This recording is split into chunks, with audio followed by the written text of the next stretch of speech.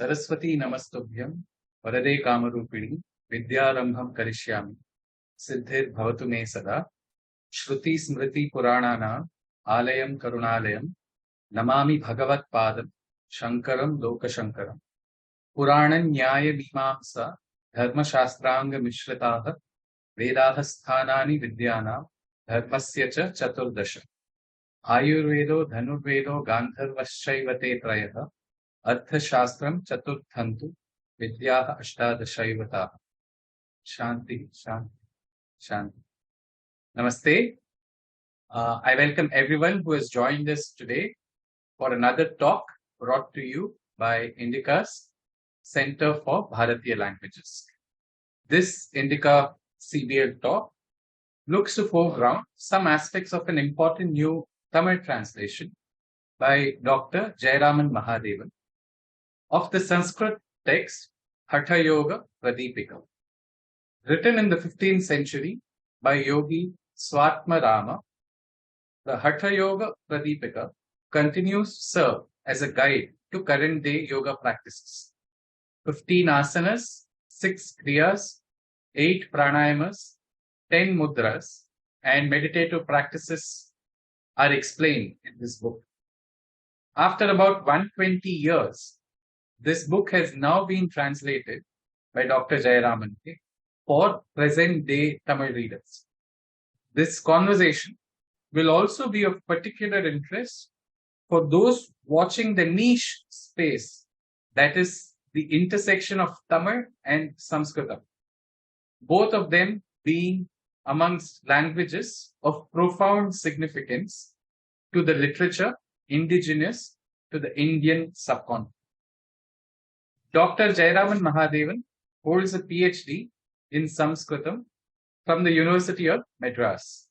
His topic of dissertation was Doctrine of Tantra Yukti, a study.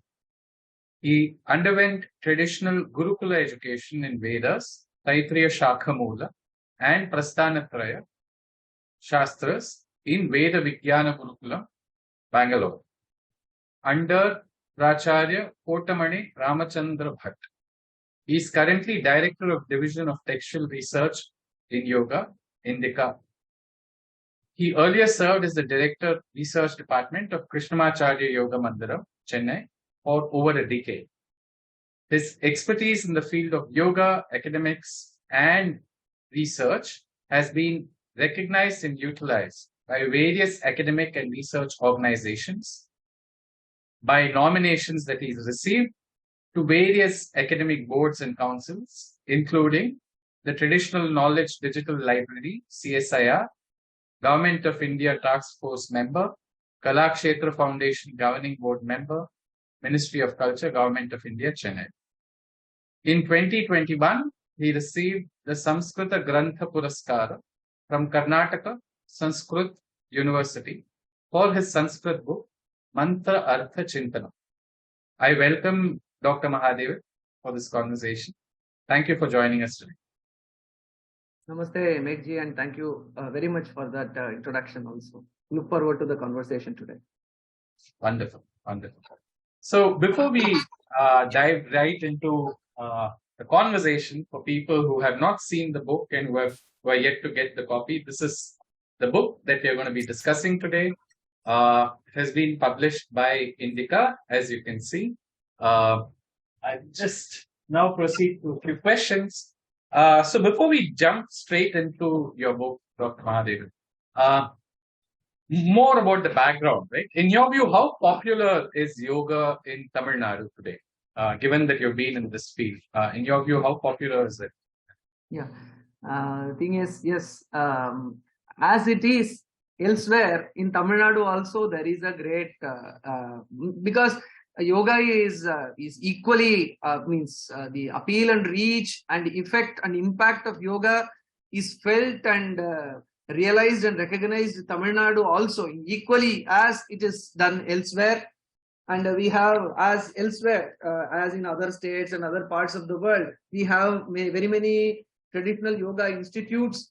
I will in conversation with my friends, I used to say, because I am a resident of Chennai for about past 35 years, I used to say to my friends that we receive visitors. Chennai receives visitors from parts of India and also from abroad for 2 or 3 reasons. One is, of course, for the music season. And then we have this Kalakshetra for the dance, the traditional dance school. And the third aspect, the important aspect, is for yoga. So because we have traditional yoga institutes like Krishnamacharya Yoga Mandira, started in the memory of the legendary Krishnamacharya, who is the father of modern day yoga, who taught very eminent students like B.K.S. Iyengar. So his son started the Krishnamacharya Yoga Mandiram in Chennai only. So like the Krishnamacharya Yoga Mandiram, there are many such institutes. So if in the northern tip we have Krishnamacharya Yoga Mandiram, in the southernmost tip, that is in Kanyakumari, we have Vivekananda Kendra, which serves for yoga, the cause of yoga. So just like in Vyakarana, we say Adir Antyena Saheta. So that which, if we look into the two ends, then whatever lies in the middle also goes with that. So in the same way, Tamil Nadu is a land of yoga in that sense. Of course, many universities here, including the Tamil Nadu Sports University and such other universities, have yoga course, University of Madras. So in that sense, even those elements which are for the Tamil movement, etc., in them also we see, for example, the former Chief Minister Karunanidhi, he practiced yoga, and even he did the sun salutation, stating that Nyayiru Potrudum. In place of Suryaya Namaha, he of course did Surya Namaskara, he said Nyayiru Potrudum. So as elsewhere, in Tamil Nadu also, the impact and practice of yoga is very much respected across the cross section of the society. Wonderful, wonderful. So Tamil tradition, the tradition of literature in Tamil, of course, has a very hoary history. So what can you tell our audience who has joined us today about ancient yogic wisdom in literature that is in the Tamil language? Can you tell our audience? Yeah. So actually this is a continuation to the previous question, in the sense that I spoke about the contemporary acceptance of yoga, or the contemporary way in which yoga is received. And yoga is not new to Tamil Nadu as such. It is not as in various other parts of the country or the world, where in the 2014, after the International Day of Yoga was declared, the new wave of recognition and practice of yoga, it took roots, or it was popular, it became popular. Unlike that, even before that, there was a practice of yoga, etc. They were there. But especially in Tamil Nadu, the origins of yoga can be traced back even to the Sangam period. So even in the Sangam period literature, we have indications, references to yoga. But because the Tamil culture and the entire yogic Vedic civilizational aspects, so it was a same current that was flowing, and there was mutual respect, mutual connect, there was give and take. So I'd like to just share a particular slide on that by a very great scholar. So I think you could see the screen, where you see how beautiful the relationship between Tamil and Sanskritam and existed, where very many systems of knowledge were shared and respected. So this is an ancient old book, 1946, published by University of Travancore, by Subramanya Shastri, a great Vyakarana grammarian, who he wrote a book, an inquiry into the relationship of Sanskrit and Tamil. So there he beautifully mentions the very respectful relationship between Tamil and Sanskrit, where he says, from what has been said, it may be clear that long before the time of Tolkapian is the ancient Tamil grammar that we have, which begins at least in the first century of the Common Era, or just before the Common Era, commencement of Common Era. So long before Tolkapian, Sanskritists and Tamils lived side by side, and Tamils gradually went into the fold of Marayor. Tolkapian was conversant with Vedas, Nirukta, Pratishakya, treatises on grammar, poetics, prosody, etc. in Sanskrit. He wrote his work having them as models without spoiling the genius. of Tamil language and literature, even to a small degree. So in the sense that there was, and we see that yoga is there in the Vedic literature itself.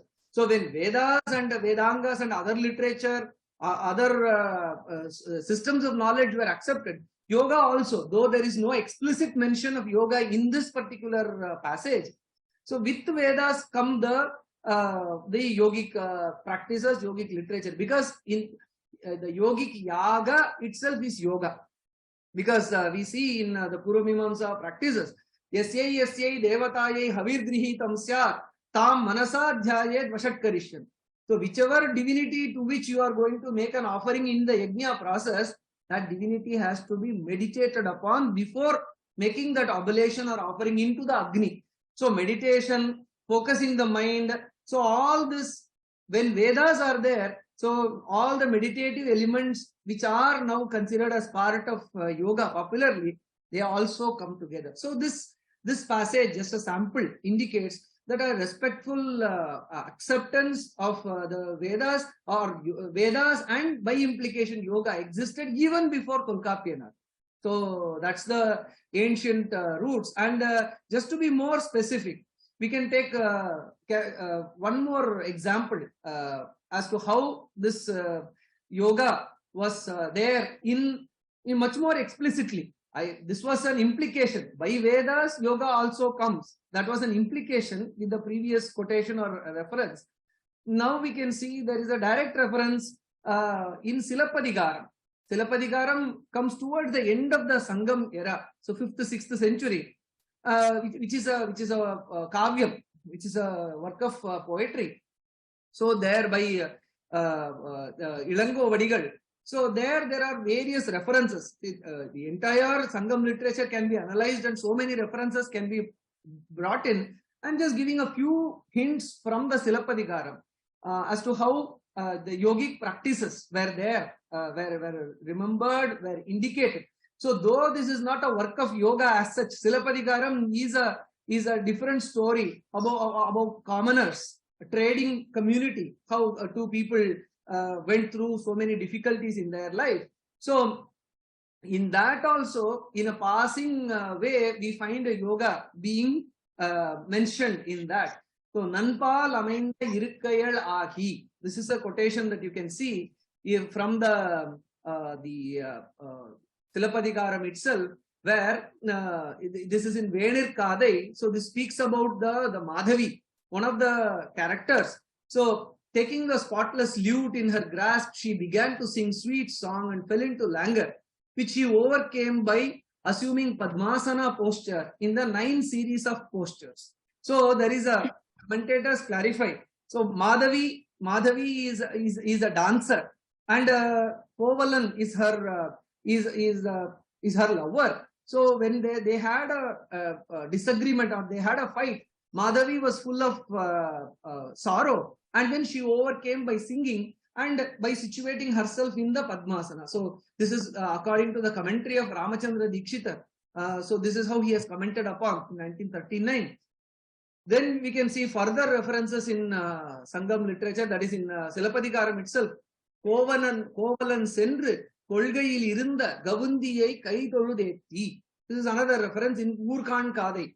So there, Kovalan and Kannagi, one can read more about the story of Silappadigaram. I'm not elaborating that here. So the point here is Kovalan and Kannagi, they are walking towards Madurai in their journey. So there they meet a sage called as Gaundi. Gaundi is the name of a sage. So what was Gaundi Adigal? Adigal means the monk. Gaundi Adigal, what was he doing? Kolgayil irunda. So he was in Kolgai.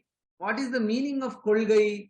A commentator, Perumalai Pulavar, in 1969, so commenting upon this, he says, Kolgai means Dharmadhyanam, Shubhopayogam, Yenbar Arhatar. So the Jaina meditative practice, which is Dharmadhyanam or Shubhopayogam, has been indicated again in the in the Silappadigaram itself. So in this way, we can go on adding so many references. One more I will point out about the reference to yoga in the Silappadigaram. This is very interesting and important, where we see Sathuvan Saranan காரணன் சித்தன் பெரியவன் செம்மல் ஓதிய வேதத்து ஒளியுரின் அல்லது போதார். So a certain divine personality descends from the heaven. So before Kovalan and Kannagi, two characters in the story. So that divine personality is described in these words: Sadhuvan, Saranan, Karanan, Sittan, Periyavan. So all these are the descriptions of the divine personality who is descending from the heaven. Now, while commenting upon the word Chittan or Siddhan, actually it is Siddha. The word Siddha is there.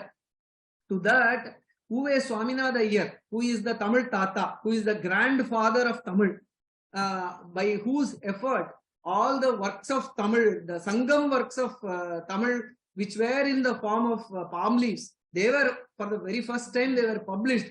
U.A. Swaminatha Iyer has written a commentary on this word Chittan or Siddhan. He says that more Endvagai Siddhigalayum Undakinavan, Endvagai Siddhigal, Anima, Mahima, Garima, Prapti, Prakamyam, Ishitvam, Vashitvam, Ena Ivaikal.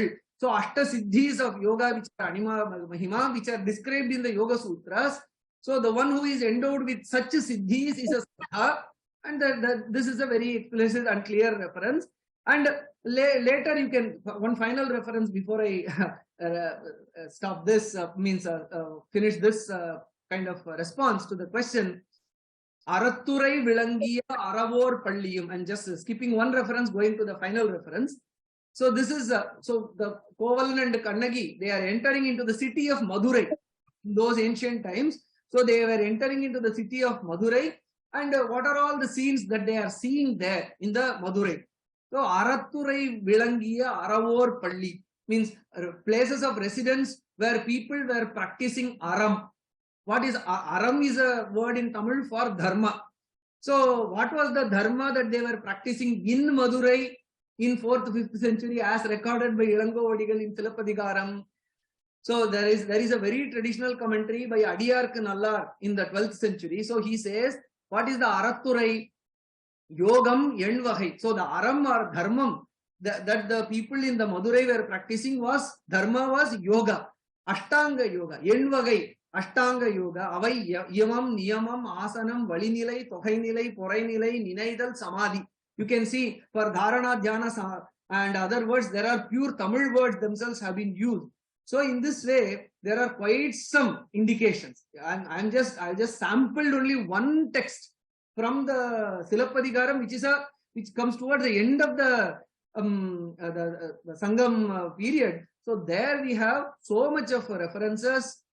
So though, again, I'm reiterating this point, this work is not a yogic text. This is a story. This is an epic kind of literature. In that you have passing, which means that yoga has already descended into the lifestyle of people. So they were very much conversant with the practices of yoga. So this is the ancient presence of yoga there in Tamil Nadu. Okay, wonderful.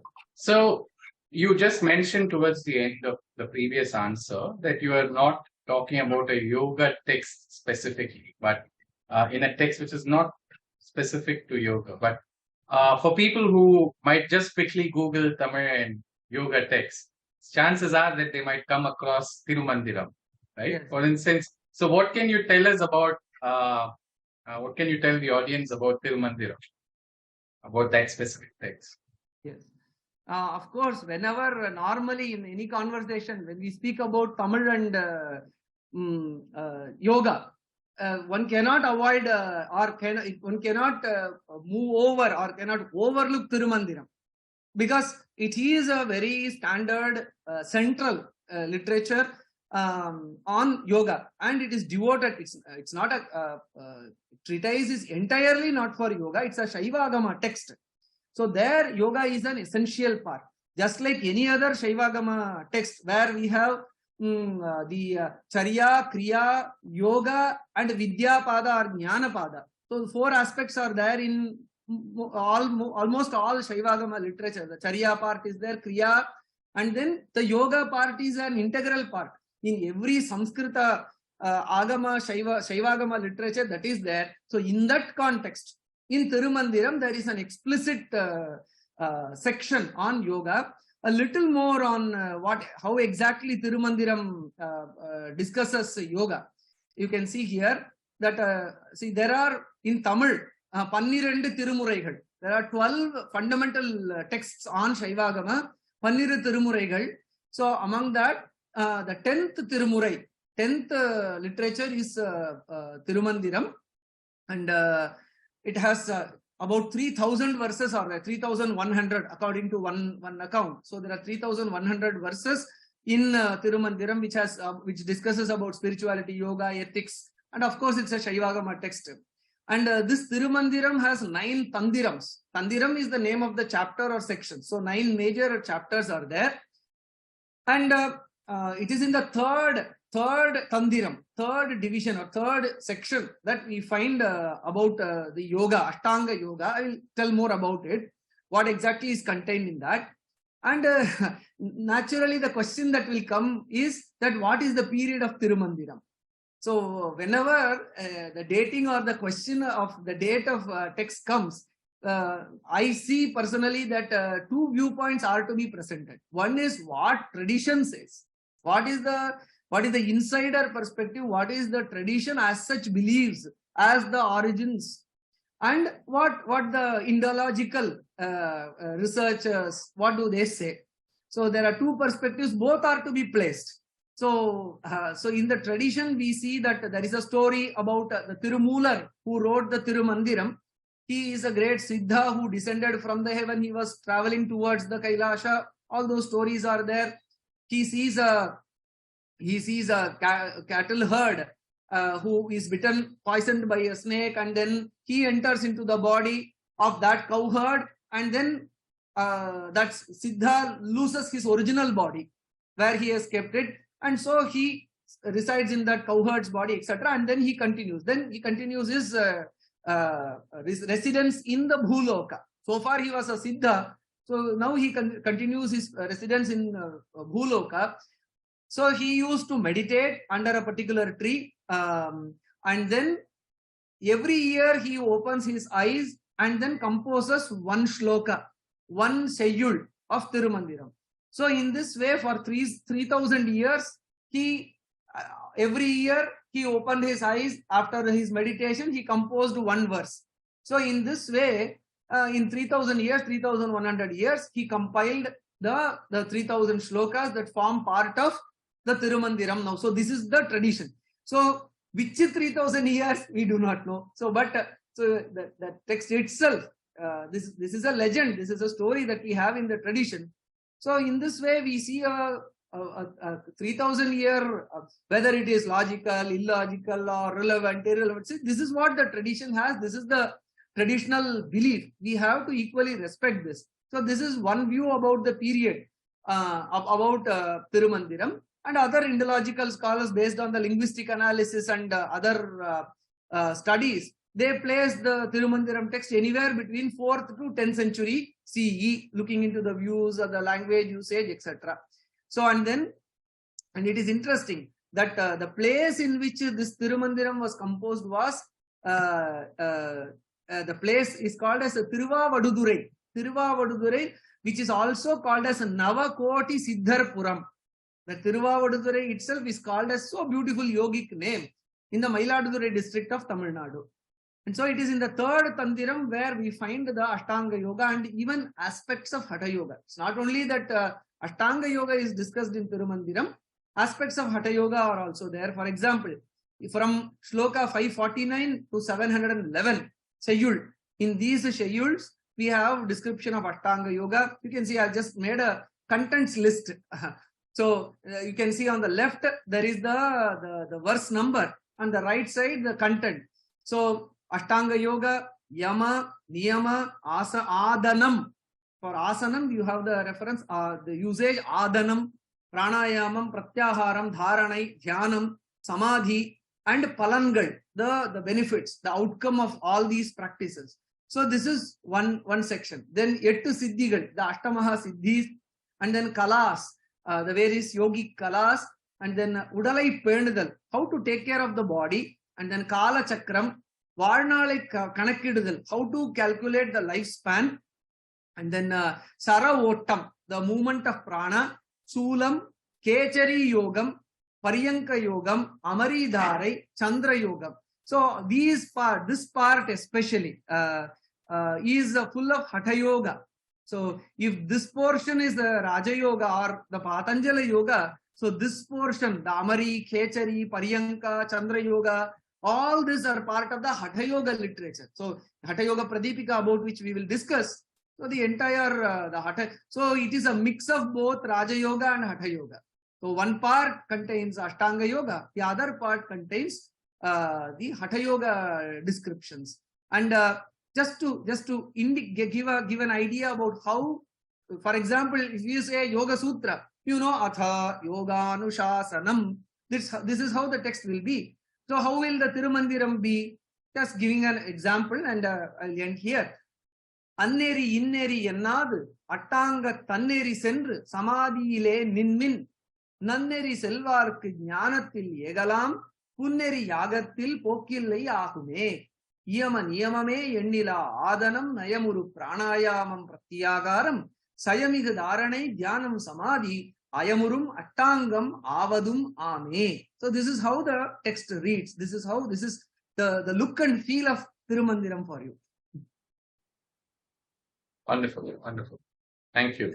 So now that we've kind of thought a little bit about Tamil tradition and yogic wisdom in Tamil tradition, specifically Tirumandiram, what is your view on how Sanskrit texts, Sanskrit yoga texts, have been received in Tamil? You did initially talk about how Vedic traditions and Veda-related texts, Vedanga-related texts had come before Tolkappiyam and how there are references, etc. But specific to Sanskrit yoga texts, how do you see their reception in Tamil language? Yoga Sutras, for example. Yeah. As I pointed out initially, there was a very respectful engagement and respectful kind of reciprocal kind of give and take between Tamil and Sanskrita literature on yoga. So there were so many Siddhars who wrote so many poems on yoga after their realization, and in the same way Tamil literature also very respectfully received the yoga literature that is there in Sanskrita. So I recently I did a particular study on this. So in this basis, we can see that some 5 to 6 types of literature on yoga could be seen in Tamil. As we saw, the very ancient works, just like Silappadigaram and other such works, and Tirumandiram we just saw. So that is one type of literature in Tamil on yoga. And then the second one is, there are, I could collect only 1 or 2. So there are certain original works which are inspired by Yoga Sutra. So though Yoga Sutra directly were not translated or anything, so the work is independent here, but the ideas are inspired by Yoga Sutra. Such works are there. And then Yoga Sutra based Tamil works. So that is another, so which explicitly mentioned. So here the explicit mention to Yoga Sutra will not be there. So here explicitly Yoga Sutra is mentioned, and an inspirational work based on that is done. And then of course we have direct translations to Yoga Sutra in Tamil, and then direct translation to Sanskrit commentaries of Yoga Sutra, and there are other general works on yoga in Tamil. Just to give certain examples of these. So we just now saw about the very ancient references of Tirumandiram, Silappadigaram. Of course, I am missing out 2 major literature: the Shaivagama, Vaishnavagama. That is the Shaiva Agamangal. Other than Tirumandiram, the other Tirumurais are there. They are also replete with so many yoga references, and even the Nalayira Divya Prabandham will certainly have so many references on yoga. I am not going into that. So when we speak about the ancient Tamil literature, they should also be certainly mentioned. And then of course you have this Siddhar Padalgal, which also falls under the ancient Tamil contribution to yoga. Now you can see this is an interesting work. Ashtanga Yoga Kural. Ashtanga Yoga Kural. This is one text which was published in the year 1923 from a manuscript. We don't know how old the manuscript is. Published by the Madurai Tamil Changam in 1923. So the interesting thing is, it is a marriage of Tamil and Sanskrita. So the content is Ashtanga Yoga, and then the format is Kural. So Tirukural is an ancient, the 1.5 verses, 1.5 line literature. So that is Kural, and this is Yoga Kural on Ashtanga Yoga. So beautiful. The content and Tamil, so the content is from Sanskrita, and then the format is Tamil, Kural. So this work, the name of the author of is not known, but one Ra Subramanya Kaviraya, he critically edited this and published from the Madurai Tamil Changam in 1923. It doesn't mean that the work belongs to 1923. It is much older from the manuscripts, but it was published. So, and so it discusses yama, niyama, asana, pranayama, pratyahara, dharana, dhyana, samadhi. So it starts with a salutation to Karimugan, that is Ganapati, and so on. So this is how the Kural, Yoga Kural reads: Yama, niyama, minanga, adanam, ayam, ayavarvil, pratyaharam, dharana yodu, dhyanam, samadhiyum, endorirnan, Gangamum Yogul. So this is a Tirukural kind of work on yoga, Ashtanga Yoga, which is again, the Ashtanga Yoga concept may come from the Sanskrita literature. The template is beautifully Tamil, and this is one kind of literature. And then in the early 20th century also, you have so many works. For example, Ashtanga Yoga Suttiram. So though this work is called as Ashtanga Yoga Suttiram, it is not the direct Patanjali Yoga Sutra itself. Inspired by the Patanjali Yoga Sutra, a Tamil Sutra was written. So in this again published, so this was written by, this is not an ancient manuscript, this was written by one Ve Kuppuswami Raju Maharaj in 1923, who later became Brahmananda Swami. So there is a lot of introduction, he gives a background to it, I'm not going into it. So some 42 sutras. Yoga Sutra has 192 sutras, 194 sutras. In this, only 42 sutras, Tamil sutras are written, where Yoga Lakshanam, and the Ashtanga Yoga aspect alone is focused by the writer. So Ashtanga Yogam, again, Yama, Niyama, Asana, Pranayama, Pratyahara, Dharana, Dhyana, Samadhi. And then along with that, the Aru Adhara Chakram, Aru Darshanangal in Saram, Nirguna Upasanai, Aru Adhara Padam, and so many things are added. Very useful material for yoga practitioner. So the Tamil Yoga Sutram reads like this: Odunguri Unarvar Kurunilai Soruva Mudunga Vidatul Toluvana Vrittigalottam Vadivina Mudivar. This is the Yoga Sutram, which compresses Tada Drashtuhu Swarupe Avasthanam Vrittisarupyam Itaratra. The third and fourth sutras of Yoga Sutra are compiled in this manner in the Tamil Sutra. So this is Ashtanga Yoga Sutram in Tamil itself. Such interesting works are there in Tamil, and then so many other examples are there. And along with that, so I have just given only two. There may be so many such literature, so many novel adaptation of the Sanskrita yoga works into Tamil. I just gave, and there are direct translations of Yoga Sutra directly into Tamil. One by Madurai Narayana Iyer and Subramanya Bharati. He has also done, the great nationalist poet. He has also translated Yoga Sutra into Tamil. And of course, Kadalangudi Natesha Shastrigal is a known name who translated so many Shastra works from Sanskrita to Tamil. You can see these images. So in 1912, you can see the translation of Madurai Narayana Iyer. So this Madurai Narayana Iyer's work is being referred by later by Bharatiya. Subramanya Bharati refers to this Madurai Narayana Iyer's work, and then he writes his commentary. And then, so you can see that how Narayana Iyer has approached it. So first the Yoga Sutra is given in the Grantha script, then a direct translation of Yoga Sutra is there, then the comments by the translator is given. So this is the structure that Madurai Narayana Iyer has adopted. And these are the details of it. And then, yes. So again, Mahakavi Subramanya Bharati. So he has also translated Yoga Sutra. So you can see his work here. So the sutra is given, Vitaraga Vishayam Vachittam. So in Tamil script, the sutra is given, and then he directly plunges into his commentary. So that's how Bharatiyar has done this. And very interesting aspect about Bharatiyar's commentary is that he critically analyzes Swami Vivekananda in this context. For example, there is this very popular sutra, Vishayavati va pravrittirutpanna manasa sthiti nibandhini.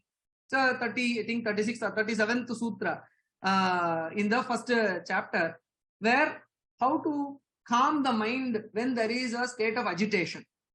So Bharatiyar says, Telivaha idan porul. See, a clear meaning of this is, Yadenum payanudayadahiya thoril seyyum pugumidatte manam kattupattu nirkum enbadudan. Point is, engage yourself in some useful activity, the mind will, the agitated mind will settle down. Yadenum payanudayadahiya thoril. So he interprets this sutra as, there are many interpretations to this. He says that engage yourself in some gainful activity, the mind will settle down, the agitations will go away. So he says, idan telivaha, this is the clear meaning of this. Yeninum, சுலபமான வெளிப்படையான பொருளை திரஸ்காரம் செய்துவிட்டு வலிந்து பிறப்பொருள் கொள்ளுதலே பண்டிதத்தன்மைக்கு லட்சணம் என்னும் கருத்துடைய புராதன வியாக்கியானகாரர் வேறு பல இடங்களில் செய்திருக்குமாறே இந்த சூத்திரத்திற்கும் வலிந்து பிறப்பொருள் காட்டியிருக்கின்றனர். He criticizes the traditional commentators where, see, when the meaning is very simple, just like karatala amalaka means very simple, just like a berry on the palm. So these traditional commentators, they do all gymnastics and try to insert certain difficult meanings. This is his criticism of the traditional commentators. And interestingly, he comments the following about Swami Vivekananda. He says, அவர்கள் சொல்லிய பொருளை சோதனை பண்ணி யுக்திக்கு பொருந்துமா என்ற பார்த்த பிறகே கொள்ளுதல் வழக்கமாயுடைய சுவாமி விவேகானந்தர் இவ்விடத்தே கவனக்குறைவால் பூர்வ பீடிகைகளையே பரிசோதனையின்றி கைகொண்டு பின்வருமாறு பொருள் செய்கிறார். So Bharatiyar says, normally Vivekananda analyzes what the previous commentators say and then presents a practical, pragmatic kind of interpretation to the Yoga Sutras. But here, Swami Vivekananda is careless. That's what Bharatiyar says. I don't say that whether I'm not sitting in judgment of whether Bharatiyar is right, Vivekananda is right, or is it okay to simply just dismiss the traditional commentators. The point is that Tamil tradition received the Sanskrita literature, saw the importance of yoga, of course, great regard. It was also subject to some critical analysis also. It was not that I just took it and just digested it. No. In the process of assimilation, I just say this to indicate that there was some churning. So churning was done. It's not that Yukta, Ayukta, Viveka was not done. Of course, they were critical, they were analytical. Later, actually, Kadalangudi Nadesha Shastrigal, as if response to Bharatiyar, this comments of Bharatiyar has been commented upon indirectly by Kadalangudi Nadesha Shastri's commentary later. So I'm not going into it. The point is, while receiving the Sanskrita literature, quite some discussion happened before assimilating within. So what Bharatiyar himself did, one knows about the free spirit of Bharatiyar. It is expressed through his poetry also. So this is the work of Kadalangudi Nadesha Shastrigal, which came later after Bharatiyar's work. So in this way, there are so many such, and so this is about direct Yoga Sutra translation and direct Yoga Sutra commentaries. Traditional Sanskrita commentaries to Yoga Sutras were also translated into Tamil. For example, the Yoga Sudhakara commentary, 17th, 18th century commentary of Sadashiva Brahmendra, that was translated into Tamil by Subraya Sharma. So in 1984, so you can see the entire Yoga Sudhakara commentary. So this is Yoga Sutra, Bahirakalpita Vrittar Mahavidega, and this is the Sanskrita commentary. and this is the translation of the Sadashiva Brahmendra Samskrita commentary into Tamil. So again, in the same way, Krishnamacharya, initially I spoke about Krishnamacharya tradition of yoga in Tamil Nadu. So Krishnamacharya himself wrote a commentary to Yoga Sutra called Yoga Valli in 1985. So that commentary, Yoga Valli, was written in Sanskrita. Unfortunately, we can access only one pada. First pada's translation alone, first pada's commentary alone of Yoga Valli is available. That first pada of Yoga Valli, written by Krishnamacharya, has been translated into Tamil by Dr. I think translation by Dr. V. Varadachari. So Dr. Varadachari has translated into Tamil. So in this way, we can see that the ancient references are there, then inspired Ashtanga Yoga literature is there, direct translation of Yoga Sutras are there, and then translation of the commentaries are there, and there are other independent works of later significance also. You see Swami Vivekananda's work, and then Patanjali Mahamunivar Aruliya Yoga Sutram, Patanjali Yogamam Kundaliniyam, Petrine Vasal Patanjali, and so on and so forth. So many other yoga literature, yoga texts are also there. You have Mandala Brahmana Upanishad, Hathayogapradeepika, then the Surya Namaskara. There is a treatise on Surya Namaskara, Samadhi Yoga. You can see the images of these Tamil texts, other Tamil texts which are not directly associated to Patanjali Yoga Sutra, Hathayogapradeepika, Mandala Brahmana Upanishad. All these texts are also. We have quite some means the Samskrita texts in about yoga have very well been received in the Tamil tradition, and not without any scrutiny. With scrutiny, with analysis, with discussion, they have been accepted, translated, quite widely discussed and studied. Okay. Okay. So in contemporary times, that is in our times, since you have undertaken a new translation from Sanskrit to Tamil, can you speak to more generally why you think Tamil translations of Sanskrit texts are necessary? You know, why is such an activity necessary? Why did you feel it was necessary, and why did you? Actually, if you ask me, a radical response would be no translation is needed. One can go to Samskrita. Means if one studies Samskrita, then means one can just like going to the Gomukha and then taking a bath in Ganga there itself. So that is the beautiful experience that one gets. So in that sense, translation not only into Tamil, in any other language may not be required. If we have the time, energy and resource to study the Samskrita originals as such. So, and this is the recommended way also. Means it will be good to experience the literature in the language in which it was originally expressed. So linguistically, we also see that impact. Translations, so the very phrase that exists, lost in translation, that itself indicates that it's good to have, good to go to the original sources. But as we saw, means not everyone has the time, resources, etc. to go to the originals. And then that is why in various regional languages, the translation of yoga literature, speaking within the context of yoga literature has to be translated. So it facilitates easy access. Maybe after an initial read into the Tamil translation, if one is drawn towards the subject, one can go deeper, dig deeper and go into the originals. So for an initial enticement or initial entry, facilitating the initial flow or entry into the subject without the so-called difficulty of the language, of course, translations are required. And why translations in regional languages are more required? When normally when anyone sees that one can simply go to the English, the omnipresent English translation for anything and everything, you can see there is an English translation.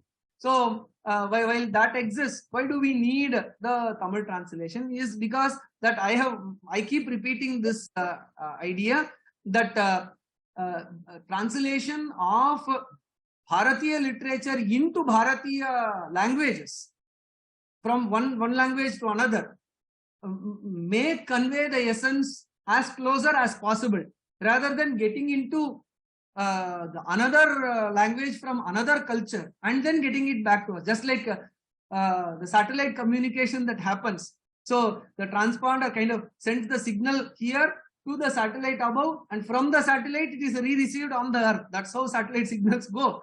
So it is like a Dravida pranayama, in the sense touching the nose from around the head. So so translate it into English, and then who is going to read that? We are going to read.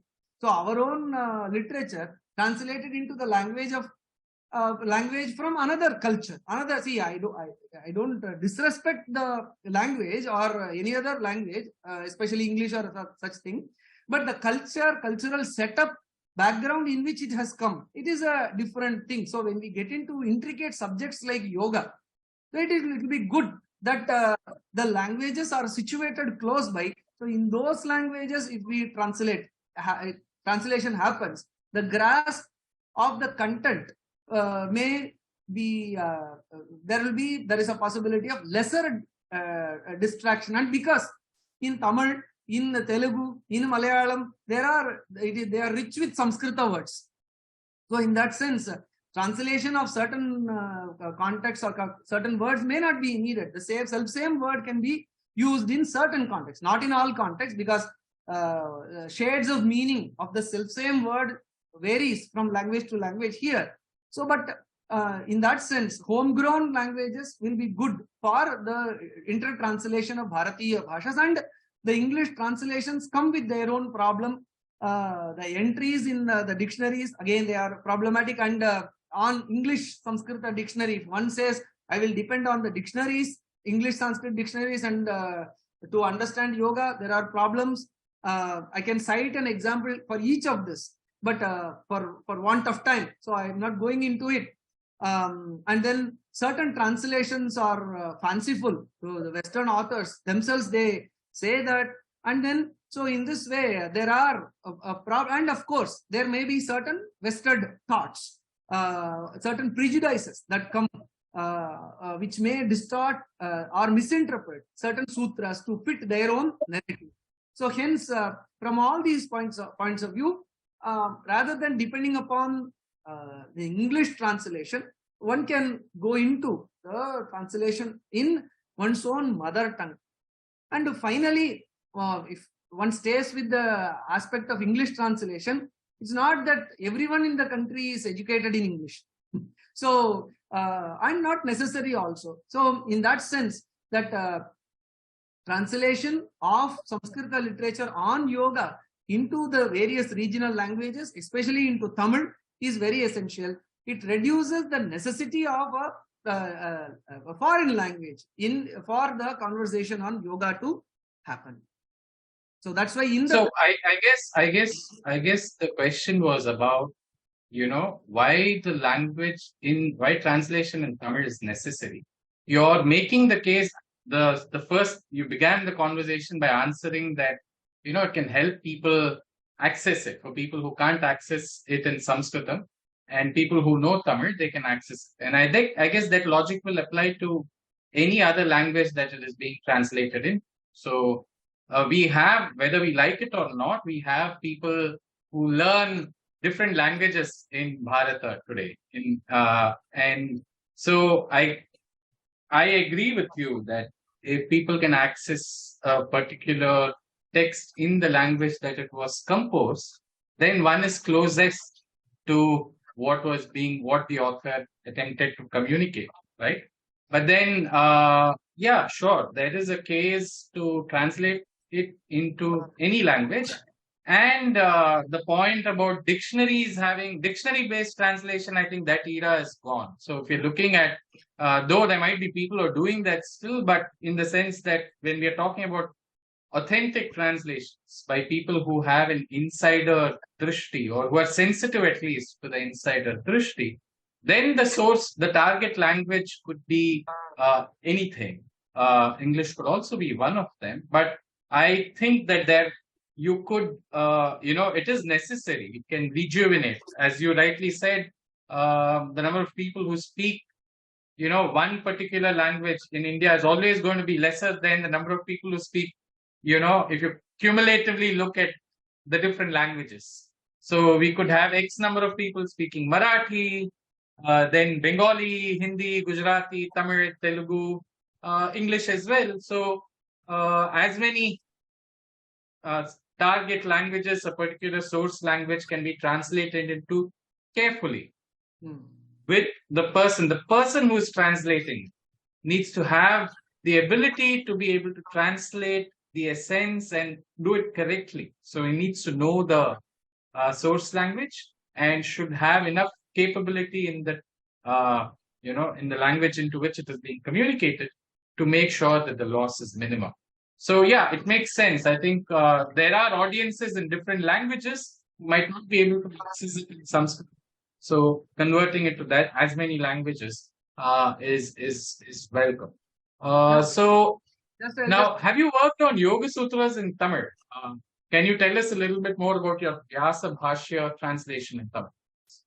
Now, before going there, just adding one more point. Why I brought in the English translation in the previous discussion is the general tendency in the school, college educated mass in India is that turn to, if you speak of Gita, immediately turn to rather than going to the source, they go to some English translation. So, and to address that trend of turning to the English translation, I said, rather than going to the English translation, which comes with certain problems, one can try to do it with, I'm of great respect to those who very sincerely and in a very scholarly manner, they get the spirit of Sanskrit and do it in English. There are many, but the general trend is so they'll normally Google it, any translation that comes up, that is normally taken up. So to address that trend means I said correct. That speaks to your point about for people who can access the source in the original language,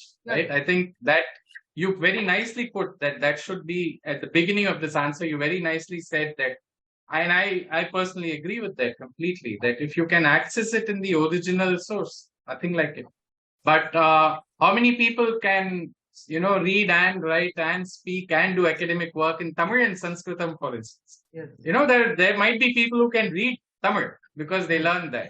But they might not have learned Devanagari, they might not have learned Sanskritam. So for that kind of an audience who's open to understanding and learning, there might be people who can't read Devanagari, who can't read Tamil also.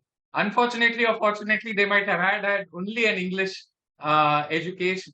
So for people who can, I think the point is we have audiences in different languages today. For multiple reasons, we have some languages which are spoken more in certain geographies than the other.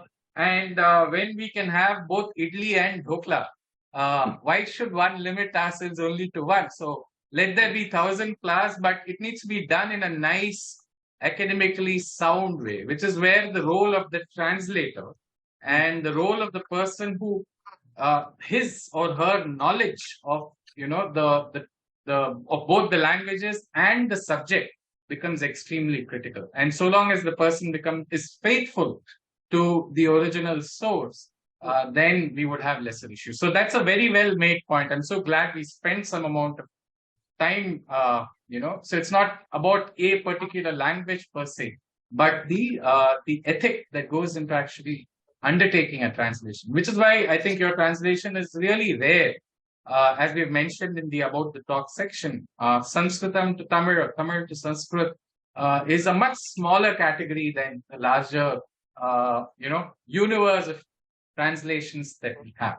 So coming now to your Vyasa Bhashya translation, what can you tell our audience about that before we get into Hathayogapradeepika after this?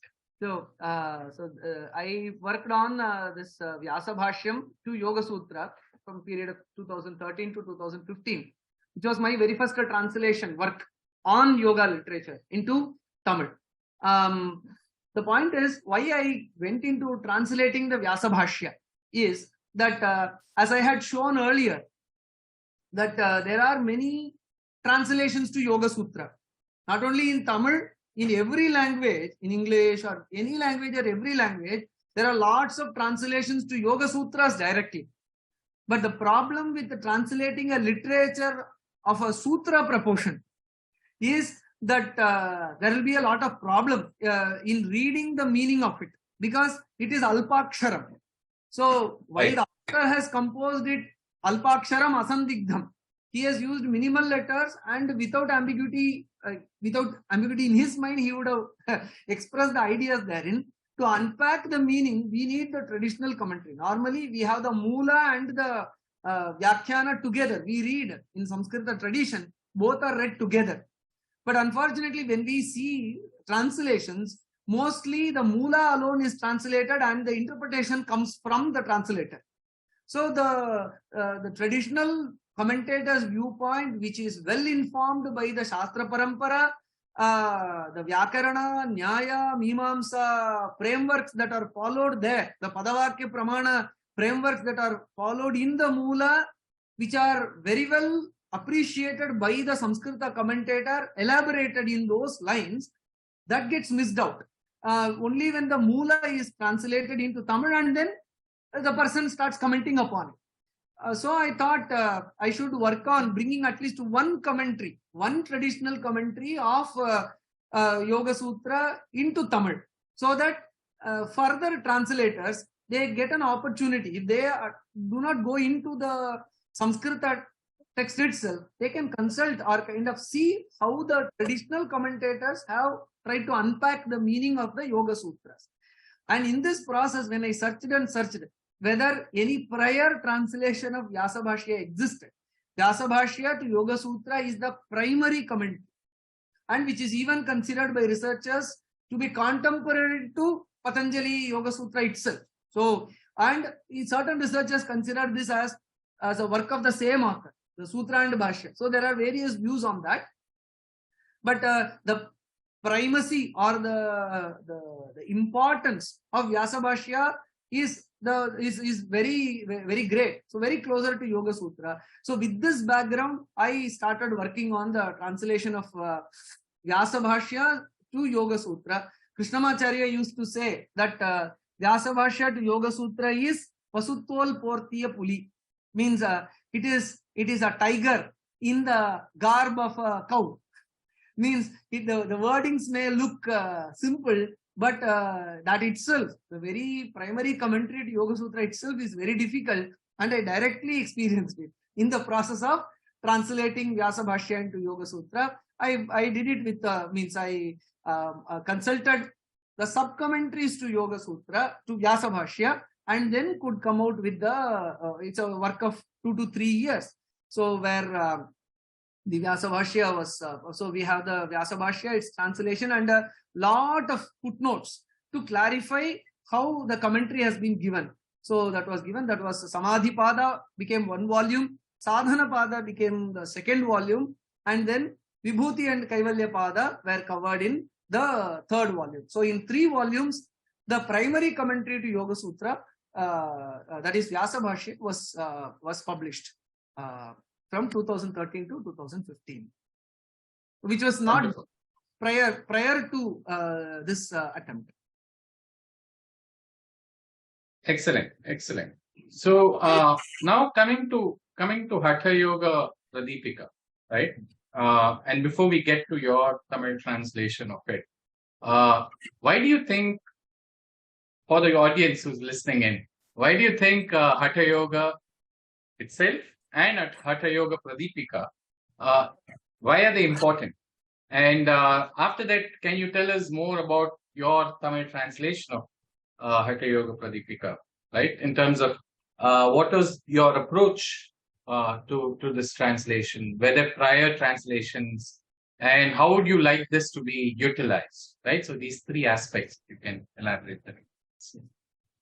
So Hatha Yoga is an important tradition in the yogic arena. So just like the Ashtanga Yoga that is elaborated in the Patanjali Yoga Sutra, Hatha Yoga tradition is also a very important tradition. And this Hatha Yoga says that Hatha Yoga leads to Raja Yoga.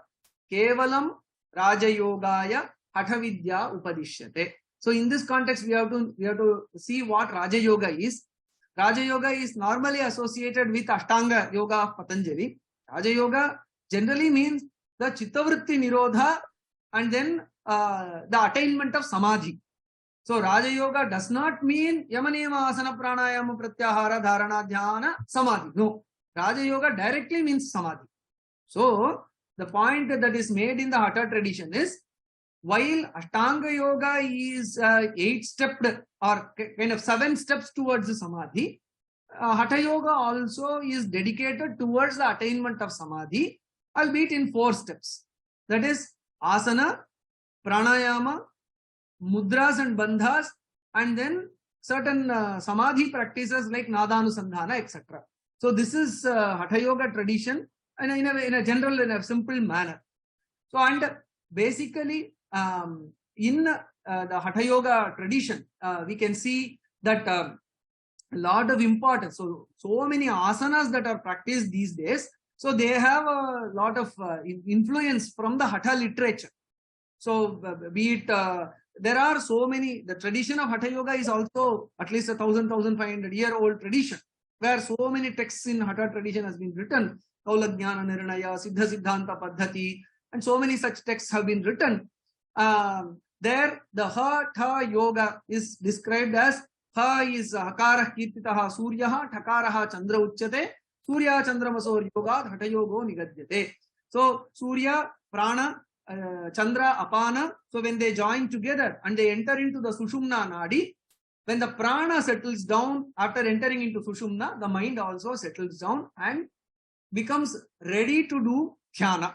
So, it is Hatha Yoga basically is towards channelizing the prana into the Sushumna Nadi, whereby agitations in prana are reduced, the mind is prepared for Dhyana and Samadhi. This is the basic approach of Hatha Yoga, whereas this approach is not there in Ashtanga Yoga, where it begins with Yama, Niyama, etc. So this is the idea. So so where more details on pranayama, more details on mudra, bandha, etc. They are elaborated in great. While asana, pranayama are there in the Yoga Sutras also, in that tradition also, more intricate, practical, elaborate details and techniques have been discussed in the Hatha tradition. Be it asana, be it pranayama, and then the practices of mudra, etc. They are elaborated in much more detail in the Hatha tradition. So hence, for all practical aspects of yoga, Hatha literature is the place we have to seek the answers. And even among the Hatha texts, one central text is Hathayogapradeepika. See, before Hathayogapradeepika also there were Hatha texts. Even after Hathayogapradeepika also there are texts like Gheranda Samhita, Shiva Samhita, Hathabhyasa Paddhati, and Hatha Sanketa Chandrika, and so many texts after Hathayogapradeepika also existed. But Hathayogapradeepika is central because of its very structured approach to the subject. And the language is also very regular. When you consult the Gheranda Samhita, the text is good. It has so many techniques, but the language is not as structured as Hatha Yoga. The language is irregular. The grammatical rules are not as systematically followed in Gheranda Samhita as it is there in the Hatha Yoga Pradipika. So in that sense, Hatha is very important for yoga tradition, for all the intricate details of asana, pranayama, mudra. And even in that Hatha tradition, we have this Hathayogapradeepika as a central literature. It is widely studied in all yoga courses, yoga programs, yoga syllabus, curriculum. Hathayogapradeepika finds a place. That itself is it's a testimony to the value of the text. And it comes with a wonderful commentary called Jyotsna. Jyotsna elaborates in a very lucid and very technical manner all aspects, all intricate aspects of asana, pranayama, mudra practices, which makes it very, very clear, very, very practical insights. So in that sense, Hathayogapradeepika with Jyotsna, nothing like that. If one gains a very good understanding of Hathayogapradeepika and Jyotsna, one is very well informed about the Hatha practices, Hatha theory, Hatha techniques. And all other texts will be an additional input for refinement, adjustment, and enrichment. So the foundational literature in Hatha tradition is Hathayogapradeepika, and then it is this text that I attempted to translate, because I attempted this to translate because of course it is needed in the current era where yoga is entering into the mainstream syllabus, curriculum everywhere. I felt that Tamil also this text is essential. So I started looking for the reasons which we have already discussed, why it is needed in Tamil. I'm not going back into that. So I was looking into this text in Tamil, whether this translation is available. So one way Kuppuswamy Raju had done this translation of Hathayogapradeepika in 1876 or 1880. He had done this. It was published from Tanjavur. But I read it. Then I thought, okay, my job is done. So I do not need to redo the translation. When I read this translation, then I felt that there is scope of work in this field, because the language is the language of 120 plus years. So Tamil, the published language, so the spoken language may have remained almost the same, that Tamil and this Tamil. Certain changes would have come, but the language of publication of Tamil has certainly changed. So all the sandhis were done in the Tamil there, and more and more Sanskrit words were there. I mean, as it is used in the Moola, the translation also has the same Sanskrit words. Means in that era, it was easy because the Sanskrita Tamil connection means was respected equally there. But now 100 years down the lane, the language, the way Tamil is spoken and written has changed a bit. So I felt that one cannot download the archive.org website, the PDF of the Hathayogapradeepika and to read it means, but it is a very rich translation with about quotations from 87 other texts of yoga. That translation is a very good work with cross references of Sanskrita text, but unfortunately due to the language that even Tamil people cannot read and understand it, and the Moola shlokas were given in the Grantha script, so all such issues are there. So I thought I should work on a contemporary translation of Hathayogapradeepika, and that gave me an insight that though a particular text may have been translated, see, initially there was a rush when printing was new, when so every text was translated, every available people, every text that they could lay hands upon, they translated and published it. But the point is, if it is once translated and published, it doesn't mean that this is a general principle that I developed for myself, that if a particular text has been translated and published, it doesn't mean that one need not work on it once again on translating it in the self-same language.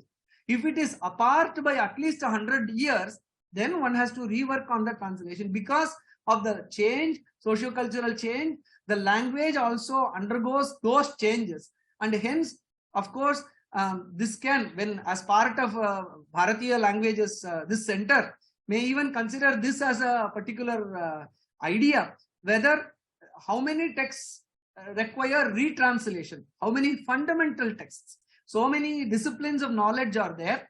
Their works have been translated by very good scholars of those era, but how many retranslations are required for the current era? So a survey on that can also be done, and works can be initiated in that regard.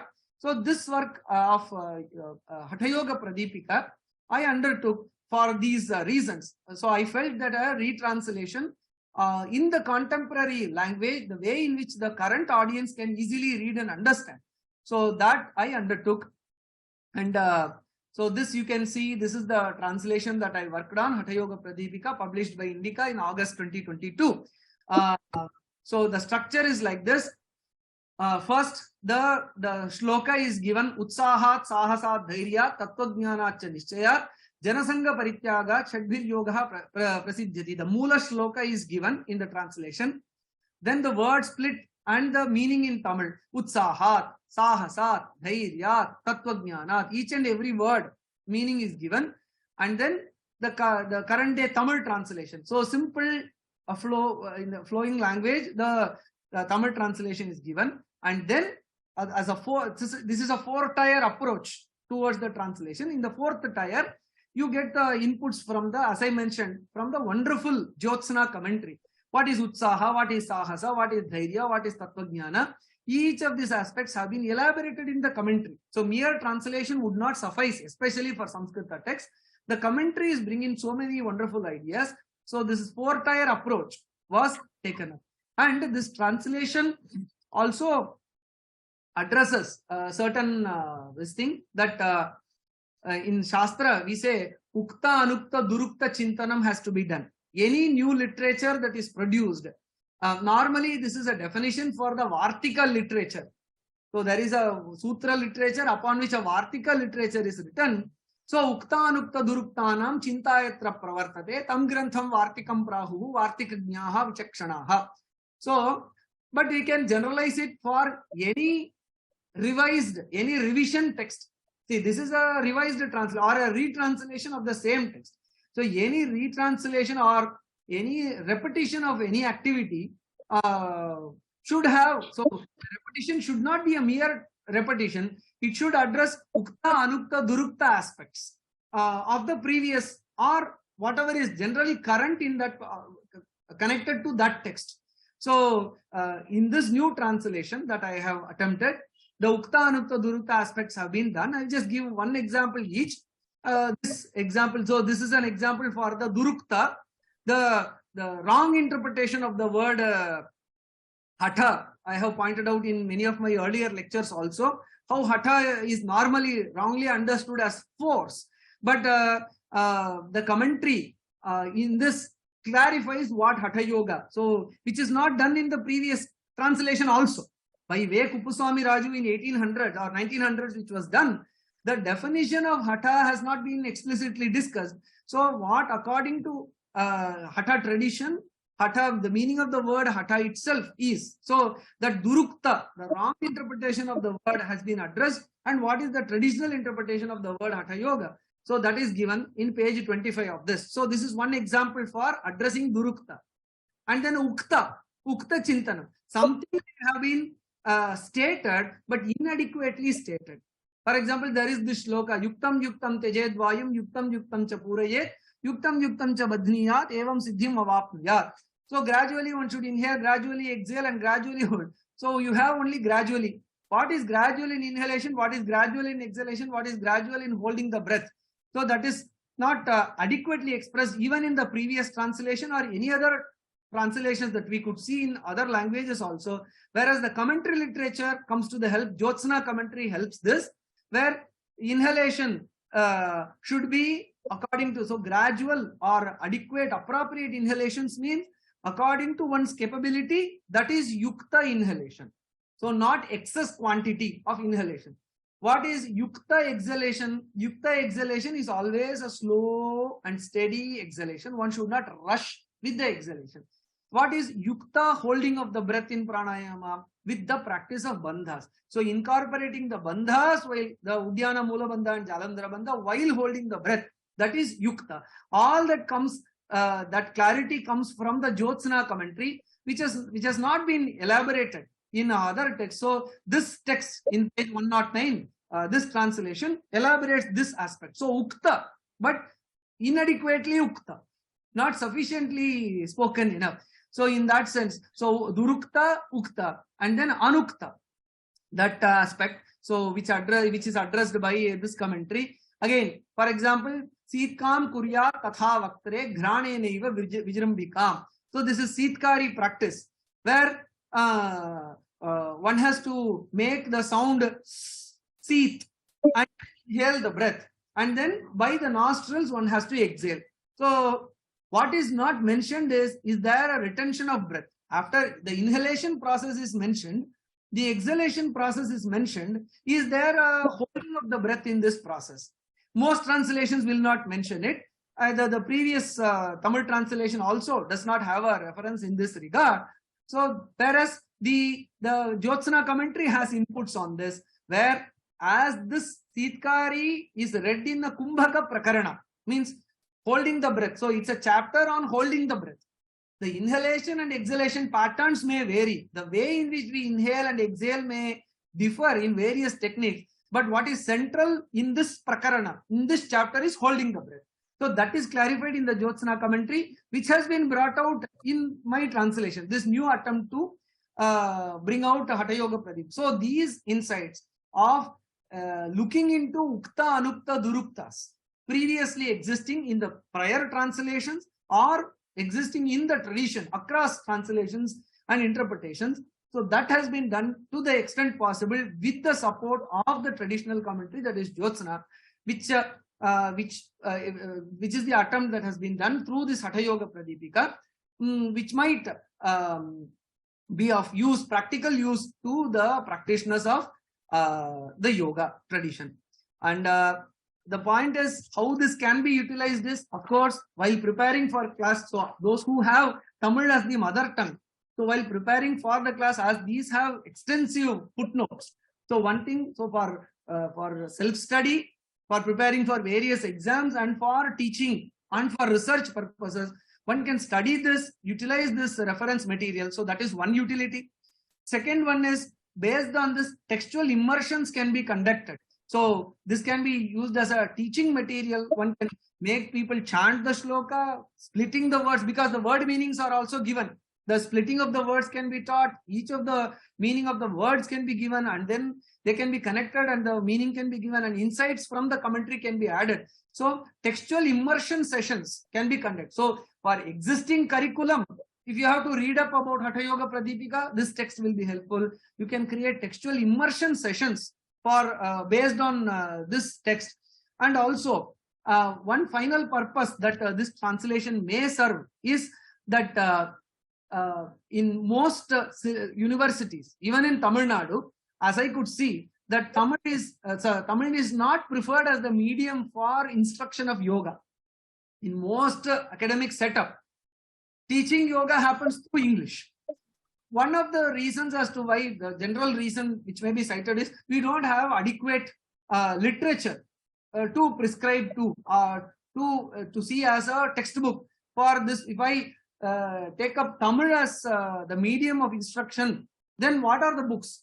So this can, in a small way, contribute to starting instruction of yoga theory, yoga practices in Tamil. So for that, one can see that this, you have a starting point. Here Tamil literature is available on Hatha Yoga, so which can slowly help shift, because there is a lot of emphasis by the government of India currently, and even in the new education policy, we can see Bharatiya Bhashas are being given a lot of emphasis. So if education imparting has to happen in Bharatiya Bhashas, it presupposes existence of authentic or kind of systematic traditional efforts in that direction, in that particular language. So this is one humble attempt in the field of Hatha Yoga to that end, so which might be of help. Wonderful. So I think you really nicely answered all the questions, but specifically on the utilization. I think you brought out some really interesting points. And yeah, I think you being humble and modest, but the space seems very, very niche, and there's very little, I think, if any, that gets published, at least in recent times, that have gotten published. So I think this is a wonderful, wonderful and an important contribution at the intersection of Sanskritam, Tamil, yoga, and more. Even, linguistic comparisons. There's just so much that can be that this translation addresses. Also on the methodology, on the approach, on using commentaries, on bringing in commentaries to embellish, to remove notions which might have come in deliberately or otherwise due to lack of knowledge. There's so much that you brought in answering this question. I think that was wonderfully articulated. Now, looking to the future, which next text are you planning to translate? Which yoga text are you planning to translate? From which language to which language? So yeah, it's means one thing is, after translating this, I felt that even Harikiran ji, who was a great motivator in this when I proposed this, our founder of Indica Yoga, when I proposed this, that I would like to translate this after giving the purpose of it. He was very, very encouraging of this thing, of translating it, this thing. But he was of a very particular emphasis that they should reach people. One can translate and make the book available on the shelf, but it should be made to reach the people. So after this translation, immediately I look forward to utilizing this in various textual immersions to take in the guidance from Hariji, so that this books reaches the intended audience. So they, even when people have the books, until they open the book and see what has been done, or kind of at least have a feel, has been given a guided tour of the book, then the value of the book is realized. So my immediate target is to present the work that is there, and you have created a great opportunity, a platform to express what I thought, what were the thought processes behind bringing out this. So immediate activity is to do textual immersions based on this, to take this book to the intended audience. Number one. Number two, of course, there are other fundamental texts in yoga which need to be again brought into from Sanskrita to Tamil. For example, the Gheranda Samhita, I mentioned about it. While the Hathayogapradeepika has the kriyas, Shat kriyas are mentioned, 6 kriyas you mentioned initially while introducing the book, whereas the kriya section is dealt in very great detail in the Gheranda Samhita. While the Gheranda Samhita literature text itself has some problems, the grammatical, the formation, language itself has some problems, but still the practices that are enshrined in that are so valuable. So that next on the list, after sufficiently working towards taking Hathayogapradeepika to the intended audience, I propose to work on the Gheranda Samhita. Of course, along with that, my bucket list is there, which is Sankhya Karika with Gaudapada's commentary. So again, the foundation for yoga is Sankhya philosophy, and the fundamental text in Sankhya is Sankhya Karika, the 70 shlokas, and a very lucid commentary by Gaudapadacharya is there. So that comes after that. And then one attempt I want to do is that Tamil commentaries are there. I briefly mentioned about Bharadiyar's Tamil commentary to Yoga Sutra. He is a thinker. He is very well informed in the Sanatana Dharma practices. He has studied Vivekananda and such other contemporary scholars. So he is a very informed commentator, but his commentary is in Tamil.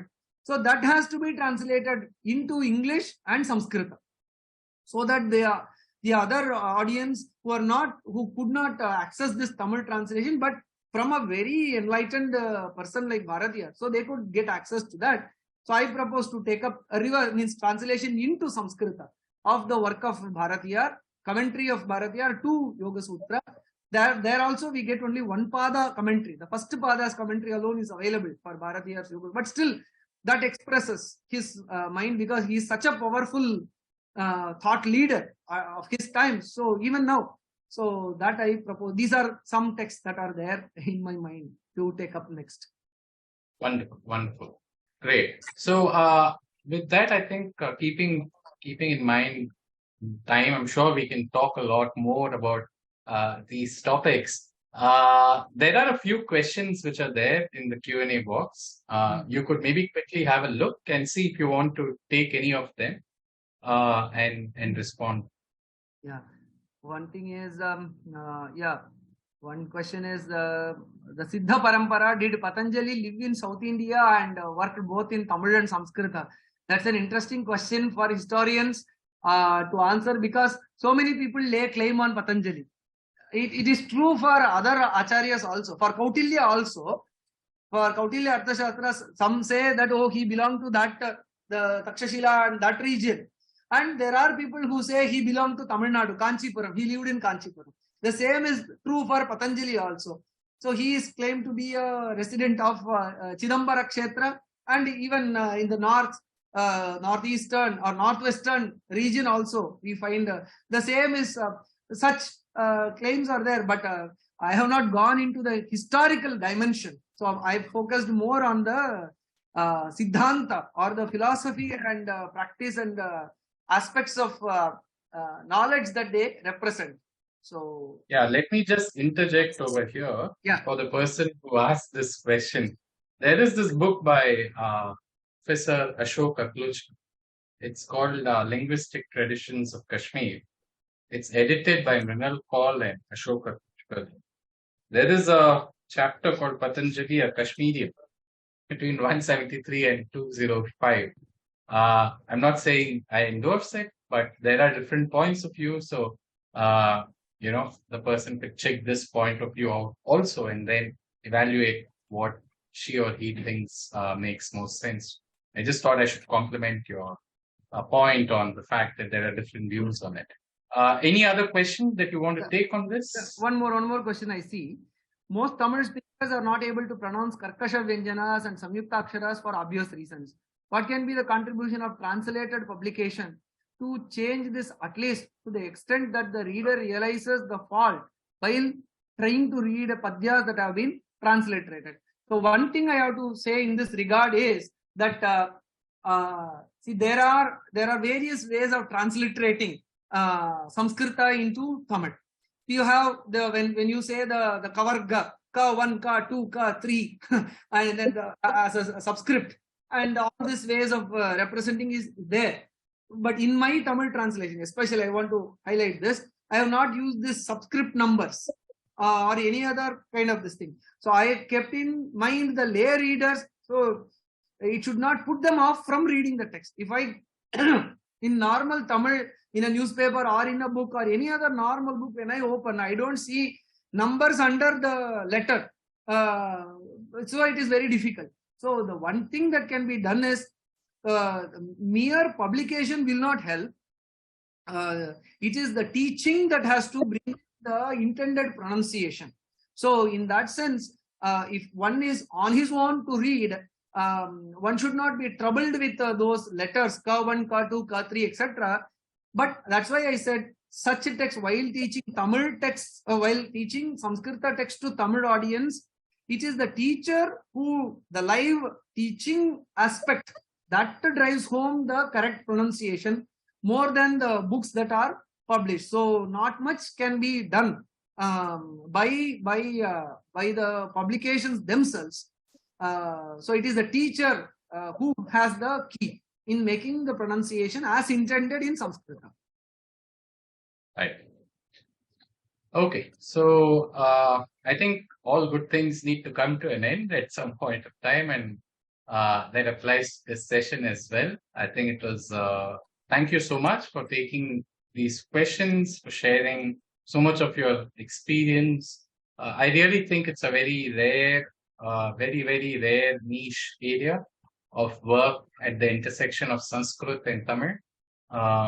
So I wish you the very best for many more such publications, not just in these languages, but in all languages that you feel you're comfortable to work with. I think I really look forward to your publications in the future. Here's wishing you the very best, all the best for the same. And with that, we come to the end of today's conversation, and we request people to keep a track of our announcements, future conversations, and join us in the ones that you're interested in. Thank you, and have a good Sunday. No.